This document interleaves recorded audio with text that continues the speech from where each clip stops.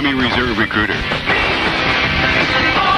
Put on some show, and someday I'm sure you'll have him as a star on a Sunday night game. But speaking of big plays today in the NFL, Minnesota leading San Francisco. It's 21-17. The 49ers are 49 yards away from the end zone. Steve Young is the quarterback. Here's Brad Nessler of WCCO in Minneapolis. 4 wide receiver group for Young at the Minnesota 49. Here comes the Vikings rush. Young is in trouble, and he got away somehow. And he's at the 45, and he's still on his feet at the 40.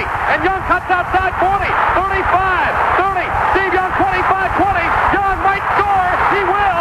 Touchdown, San Francisco. Oh, boy, the roof just fell in on the Vikings. It was an unbelievable run, and Jerry Rice, who had not played much of the way because of an injury, threw a great block to spring the quarterback free. Now, Young has always been known as a scrambler, but that TD run today was not your typical scramble. We're not going to make plays like that, and I don't think we should count on plays like that as a quarterback. I feel like I was a drop-back passer in college. I'm a drop-back passer as a pro, and those kind of things just happen. And I would think that something like that happening again in my career would be very rare. That 49-yard touchdown run may have signaled the end of an era in San Francisco.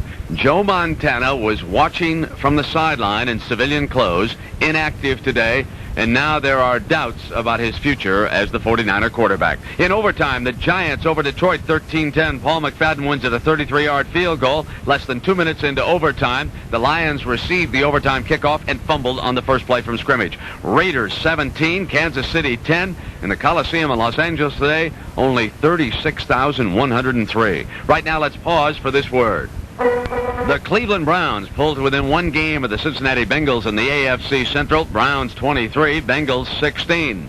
And the Seattle Seahawks move a half game ahead of Denver, pending the outcome of tomorrow night's game between Denver and Indianapolis. John Elway will start for the Broncos. Now the Seahawks beat San Diego 17-14. Kelly Stouffer threw 2 touchdown passes, one to his fellow rookie, Brian Blade. 3rd down and 8. Seahawks at the Charger 23. Chargers come with 4. Stopper out of the shotgun. Backfires before the end zone. Blade has it. Touchdown Seahawks. Blade ran a post about 3 yards deep in the end zone. It came uncovered and made the grab for 6. That was Pete Gross of Cairo. And now Stouffer joins us from Seattle. And Kelly, big win for the Seahawks, but it wasn't easy, really. The Chargers made a run at you. Yeah, they did. I think offensively we let them back in the ball game. We had a few drives that we didn't extend and pick up the 3rd down on, where we need to go down and get some points, and we had a chance to put the game away on a couple occasions, and we didn't do that. Hey, tell me what's the most difficult thing for a young quarterback who sat out a year? What has caused you the most difficulty, Kelly? Well, I think what seems to be causing me the most difficulty right now is the fact that, I've had, in the past couple of weeks, I've had some balls tipped up in the air and picked off, and I think that I become a little tentative. On a few passes today, I was tentative, and because the receivers have said that the velocity that I throw compared to Dave Craig is a lot different, and I think that I'm having a hard time, adjusting to that. I don't think that really I need to do the adjusting, and I have tried to adjust, and sometimes I just become inaccurate like that. I had guys open today on, especially on 3rd down, where I just didn't throw them the football, and it was because I was aiming it and saying, just lay it in there nice and easy, and I can't do that. Kelly, you might appreciate what John Elway told me after his rookie year, that he couldn't believe how quickly defensive players covered from one side of the field to the next. He said it was nothing like that in college football. Have you experienced the same thing? Yeah, that's definitely a big change. Is you think you have guys open and you go to throw the football, and players at this level react so quickly. Safeties can be in the middle of the field, and if you don't look them off, they can react and break up something on the sidelines if you throw it downfield. And, that's something that is a big adjustment, because people are a lot faster, a lot quicker, but they're a lot smarter at the game, too, and all those things equal out. You have to be just as smart and get rid of the football on time. Brian Blades was a superb receiver for the Miami Hurricanes, and he's doing a dandy job for you right now. He is. Brian has come on up here as, he really isn't playing as a rookie anymore, and that's the thing that we needed. We needed a receiver on the opposite side from Steve Largent to do some good things, so we could, get some coverages other than double coverage on Steve all the time. And Brian is really doing that now. He's coming up with, big play time and time again, and everything is working out beautifully with him. And here come the Buffalo Bills. Yeah, it's gonna be a challenge for us. It's definitely is. They have an excellent defense, and of course they have a good offense in Jim Kelly as well as others, and so it's going to be a big challenge for us. We need to continue winning here. We have a couple more games at home, and hopefully we can put a string together and open up some distance between ourselves and the rest of the pack here in the AFC. And for Kelly and the rest of the Seahawks, the Bills, the only team in the NFL 8-1. They blanked Green Bay 28-0. Bills scored 2 defensive touchdowns. The first coming as the Packers were trying to get back in the game early third quarter. Bukowski splits the backs, drops back to throw, and he comes forward. A flag on the play. It's intercepted there by Kelso at the 25, at the 30, at the 35, 40, 45, midfield, down to the 40, breaks into the clear at the 30. One man with an angle on him. He's at the 10, the 5, and scores! Van Miller with the call on WBEN in Buffalo. Kelso went 78 yards for that score, and the penalty was against Green Bay. New York Jets beat the Pittsburgh Steelers for the first time ever, 24-20. It was Miami 17, Tampa Bay 14. Joe Ferguson, playing at quarterback for the Buccaneers, threw 2 fourth-quarter touchdown passes to make it close. Phoenix 16, the Dallas Cowboys 10. Earl Farrell scores the winning touchdown on a 1-yard run with 50 seconds left. The Atlanta Falcons 27, the Philadelphia Eagles 24. Chris Miller throws 3 touchdown passes. Doug Flutie throws 4. That story when we come back in just a moment. Banks have been in the... And he was America's midget, but Doug Flutie remains too much a gentleman. I'm just happy we beat the Bears and that we won a ball game against a formidable opponent and that we're on our way. Hopefully we can continue ride on this and have our confidence level up to go through the rest of the season with wins. Now, as for Ditka, he was angry at the way his team treated Flutie in Chicago, and Iron Mike went on the soapbox. If it don't work, it don't work. I mean, we'll get somebody else. I mean, I'm not going to go through life worrying about everybody's feelings. Our job, we're paid. What do we argue contracts? We argue for things right, to pay them. Why we pay them? Why? You tell me why. To execute. We can't execute, then we got a problem. All right, and he has one now. Jim McMahon's out at least a month, severely strained right knee, and let's pause for this word. America's #1 name. New Orleans 10 as we go back to Jim Nantz and John Dockery. Jim, take it away. In the first half, Warren Moon of the Houston Oilers, 10 out of 10. And Brent Musburger. Brent? All right, Jim, thank you very much. The San Francisco 49ers and the Phoenix Cardinals with a Donnybrook. Down to the stretch they come, and the Cardinals trailing San Francisco 23-17. Neil Lomax lines up behind center with time running out. From the shotgun is Lomax. 6 seconds left in this one. Lomax taking his time. The clock won't start until they snap the football. They're moving around. The blitz coming. Lott is coming. Lomax throws it. Green. He's got it. Touchdown. Touchdown, Phoenix. And then the extra point by Al Del Greco. 24-23. Cardinals over the 49ers. Neil Lomax joins us from Phoenix. And Neil, just another day at the office. Yeah, just another day at the office. We got used to those comebacks last year, Brent, against the Cowboys, the opening day, and then we were down 28-3 against Tampa Bay last year in the fourth quarter. We won that one, so I guess we're kind of resurrecting the cardiac Cardinals here in Phoenix. Neil, the clock was stopped. You're out of timeouts. You're in the huddle, and you're trying to get that touchdown. What did you tell the team in that huddle? What did you set up for Roy Green? Well, I figured they're going to blitz us again, Brent. They blitzed us the last 2 out of 3 times. We got in that red area, earlier in the game, and I just thought they were going to blitz us again, so I sent all 4 receivers right to the ends of the end zone. Just get to that end line, and I'm going to find one of you guys. And they came with the max blitz, Brent. They brought everybody and put man-to-man coverage inside technique on all our receivers. And I'll take those chances with Roy Green any day.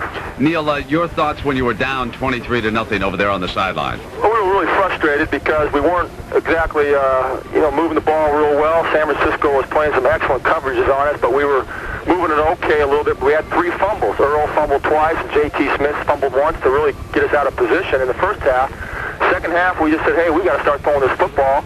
And our offensive line, Brett, did a heck of a job of keeping guys like Haley and Michael Carter off my back, and I was able to find some of those receivers. I think we can say this is the biggest win in the history of the Phoenix Cardinals. That's right. We tell you, we had 65,000 people here, and they were loving every minute of it. And in Washington, well, Redskin fans enjoyed every minute of their 27-24 triumph over the New Orleans Saints. Chip Lowmiller's 23-yard field goal with 47 seconds left gave the Skins a 3-point lead. The Saints came back. They went for the tie with 4 seconds remaining. A 49-yarder with Hansen holding.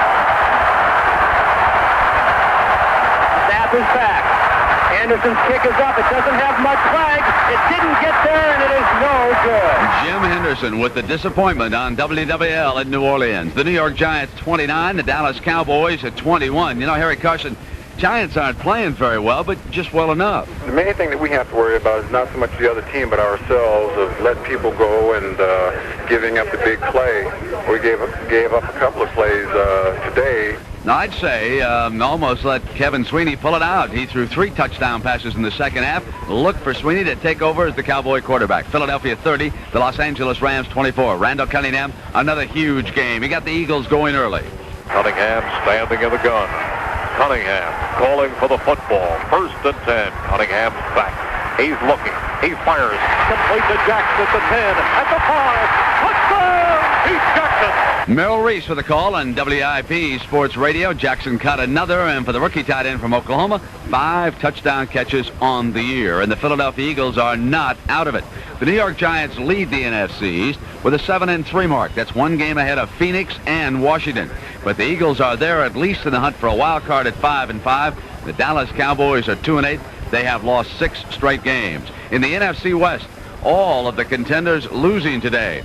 The Rams and the Saints tied for first with a record of 7-3. San Francisco behind them at 6-4. And right now, let's pause for this word. Are your sales going through the roof? A lead for the Bears with his passing. Slot to the left side. Running backs are split. 2nd and 10 from the 20-yard line of Tampa Bay. And back to throw Tom Zach. Lost to the left side. Going for touchdown. Wayne Larrabee and Jim Hart on WGN in Chicago. And the Bears roll 28-10.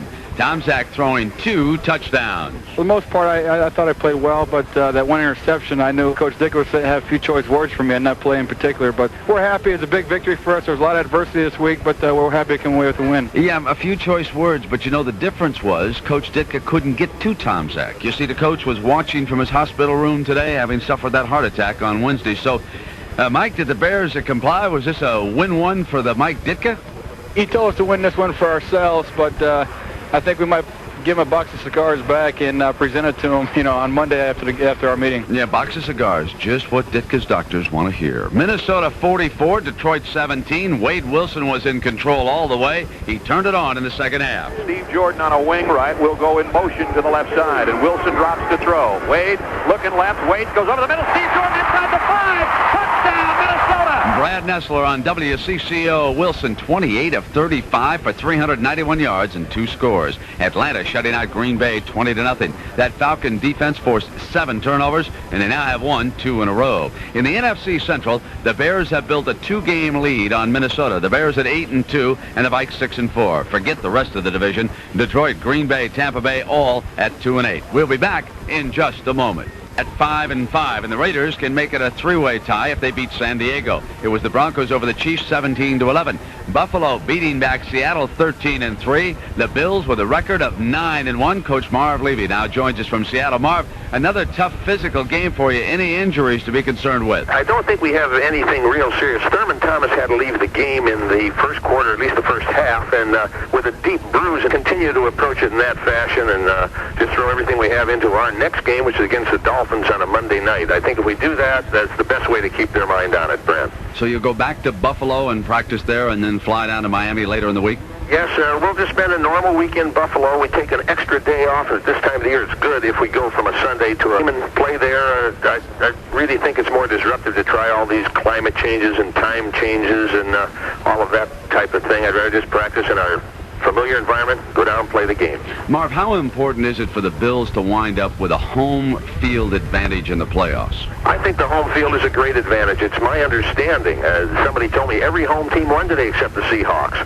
And I think the home field gives you a great advantage in terms of being fresh, being in familiar surroundings, and, of course, that home field fan following that you have there. So we will continue to strive to do that. We got to win our division first, and that's number one. And then if we can be at home, wonderful. All right, Marv, absolutely right. All the home teams won. Indianapolis routing the Jets 38-14, 4 in a row now for the Colts. It was New England 21, Miami 10. Doug Flutie unbeaten in Sullivan Stadium as a collegiate quarterback at BC, and now with the Patriots. In the AFC East, Buffalo at 9-1, and then it falls off to the Jets 5-4-1.